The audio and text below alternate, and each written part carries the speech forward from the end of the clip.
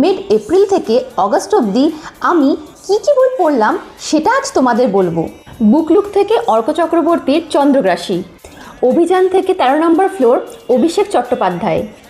অভিযান থেকে মৃত জ্যোৎস্নার রাত্রি অভিষেক চট্টোপাধ্যায়,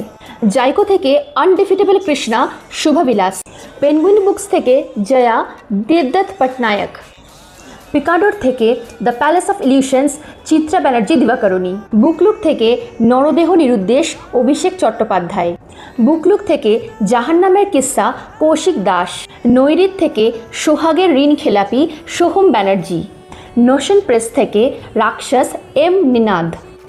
রংতুলি থেকে হে জনার্দন সোহম ব্যানার্জি,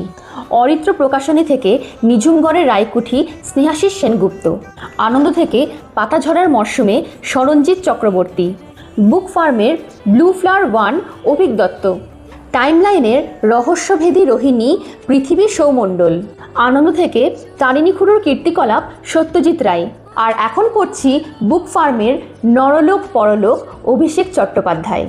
তোমরাও এই কয়েকটা মাসে কি কি বই পড়ে ফেললে সেটা অবশ্যই আমাকে কমেন্ট বক্সে জানিও।